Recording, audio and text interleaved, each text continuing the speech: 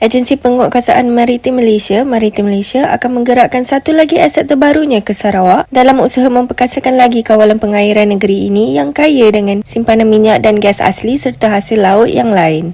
Timbalan Ketua Pengarah Operasi Maritim Malaysia, Laksamana Madya Maritim Datuk Hamid Muhammad Amin berkata, kapal peronda luar pesisir OPV itu dijangka dihantar ke Sarawak hujung bulan ini. Menurutnya, kapal berkenaan akan dilancar dan diberikan nama pada 27 November ini antara aset terbesar yang akan dimiliki Maritim Malaysia. Hamid berkata di sidang media selepas Majlis Penutupan Eksersis Maritim Perkasa Timur 2 Palang 2023, usaha untuk menambahkan aset bagi meningkatkan keupayaan Maritim Malaysia di wilayah Sabah dan Sarawak sentiasa dilaksanakan dengan kini 4 aset terbaru yang sudah digerakkan di 2 wilayah Borneo itu. Tambahnya, terdapat 2 aset baru yang sudah digerakkan di Sabah iaitu KM Marlin dan KM Tegas, manakala di Sabah pula KM Marudu dan KM Kimanis. Sementara itu, katanya usaha untuk mendapatkan sebuah kapal induk mothership bagi memantapkan keupayaan operasi di Laut Cina Selatan juga sudah diluluskan dan kini dalam proses perolehan. Mengenai Eksersis Maritim Perkasa Timur 2 Palang 2023, Hamid berkata, ia membabitkan sebanyak 14 kapal serta 2 aset unit udara Maritim Malaysia dari Sabah dan Sarawak bersama 652 pegawai dan anggota. Pencapaian yang kita dapati pencapaian yang amat bagus, baik untuk dari segi aspek operasional dan juga strategiknya. Dari segi strategiknya kita dapat menunjukkan keupayaan kita untuk menjaga kepentingan negara, seperti semua sedia maklum, perairan negara kita yang contohnya melibatkan Selat Melaka, Laut Cina Selatan, Laut Sulu dan Laut Sulawesi. Buat kali ini kita fokus kepada Laut Cina Selatan yang mempunyai kepentingan yang ekonomi pada negara.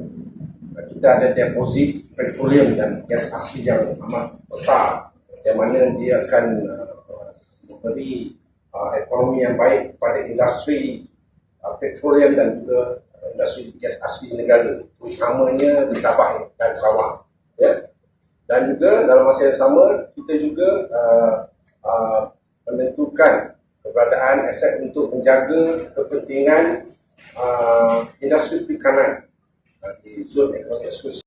So dari aspek itu kita telah berjaya melaksanakan eksersis ini dari aspek strategik dan juga operasi. Dari aspek operasi dan juga taktikal, kita banyak serial yang kita laksanakan, integrasi bersama pesawat udara, amphibious aircraft, kita ada amphibious aircraft dan juga pesawat helikopter.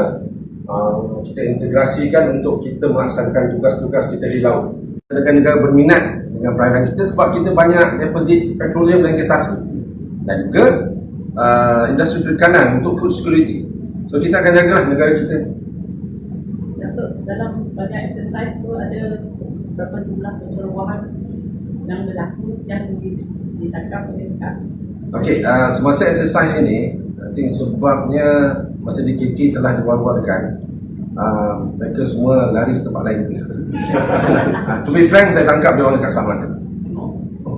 Dia deploy. Yang lari dari Sabah tu? Ya, dia pergi ke Selat Melaka, kita tangkap 1 dan 2 lagi lari cepat masuk perairan. Ya, dia lari ke pantai timur Terengganu. Tangkap Terengganu yang tangkap, FMN Terengganu yang tangkap. Itu ada tangkapan. Sensitif. Sensitif. Tapi saya tak sebut negeri negara sensitif tu jangan sebut. Kira itu lain. Perolehan mothership tu dah diluluskan, itu dalam proses perolehan. Itu lain.